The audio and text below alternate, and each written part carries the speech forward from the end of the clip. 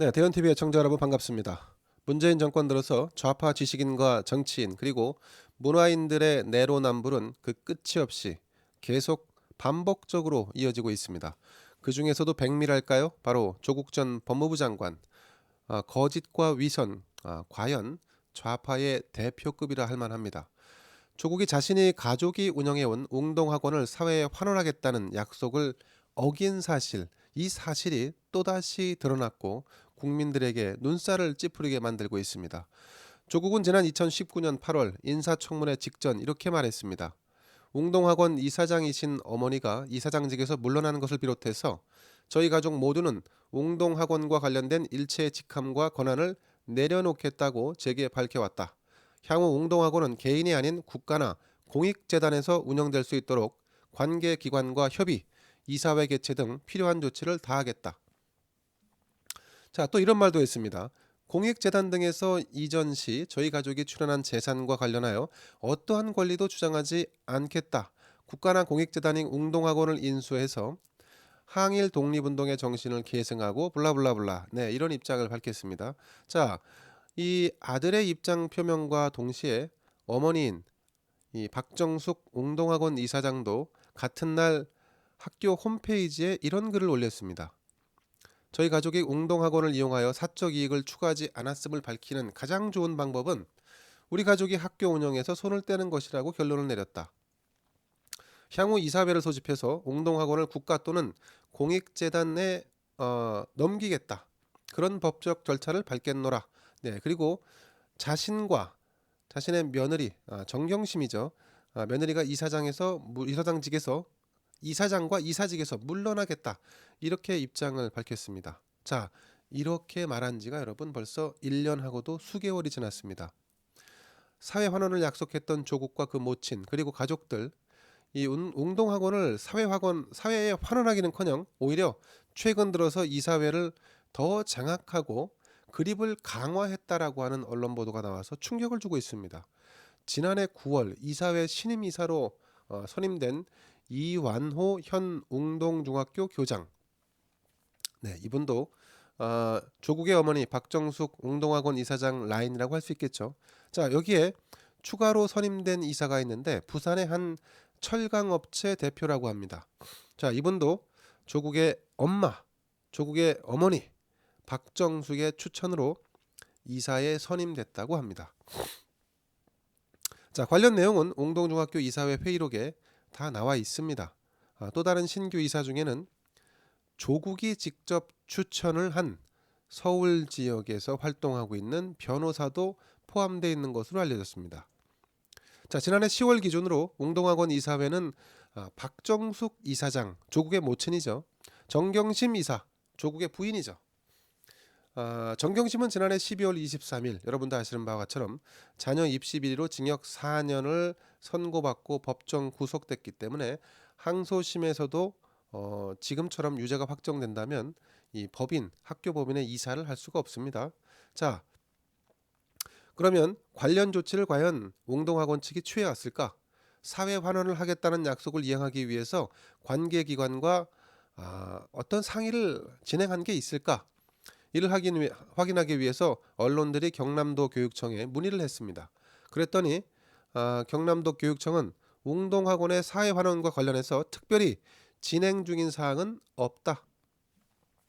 말은 뭐 마구 쏟아냈지만 실제로 행정적인 절차를 지난 1년 수개월이 지나는 동안 단 한 차례도 진행한 바가 없다는 겁니다. 자, 조국의 말 바꾸기, 철면피 행각은 사실 이게 처음이 아니죠. 사모펀드가 또 있었습니다. 맞습니다. 자, 즉 가족 펀드와 관련된 돈을 공익법인에 기부하겠다는 입장을 또한 조국이 밝힌 바 있습니다. 그런데 지난해 갑자기 11월 즈음에 자신의 페이스북에 이런 글을 남깁니다. 펀드 가치가 0원이 됐다. 펀드에 들어간 돈이 모두 사라졌다. 자, 자신의 인사청문회 때 논란이 되자 스스로 소외된 사람을 위해서 쓰도록 하겠다면서 펀드를 기부하겠다는 약속을 했는데 이 약속 자체가 사실상 공연불이 된 것입니다. 자, 조국의 기막힌 발언을 살짝 더 살펴보겠습니다. 자, 정경심 교수는 자녀에게 약 5천만 원을 증여했고 각각 5천만 원입니다. 아들과 딸에게. 이 돈을 오촌 조카 권유에 따라서 사모펀드에 넣었다. 그런데 이 사모펀드 가치가 사실상 0원이 됐다.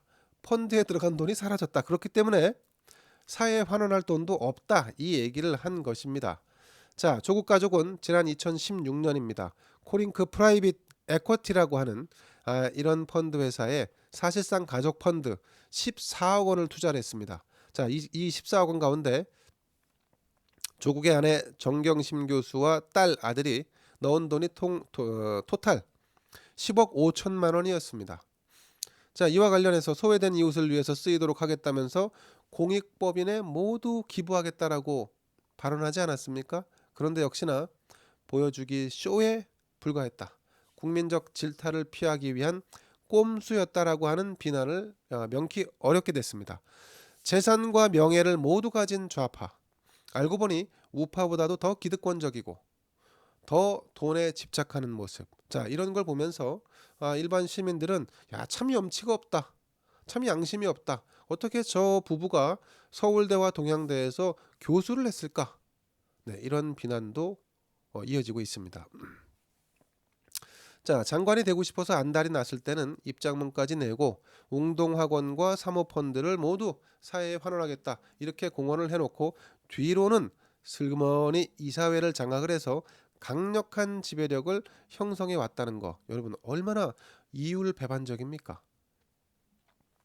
조국 가족과 관련된 사건, 네, 이와 별개로 지금 이 사람이 하고 있는 행태만으로도 조국이라는 자가 장관이 돼서는 안 됐다. 장관이 돼서는 안 될 사람이었다. 자, 그런 관점에서 보면 정말로 천만다행입니다. 윤석열 검찰총장이 참 의로운 일, 참다운 일을 한 겁니다.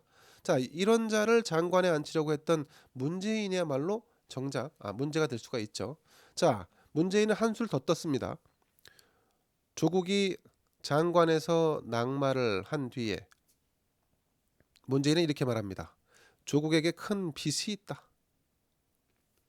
자, 문재인이 이런 그 위선과 내로남불, 불법과 탈법, 자, 이런 조국에게 속은 게 아니라면 그 마음의 빚이 의미하는 게 무엇인지 앞으로 밝혀져야 할 날이 올 것입니다.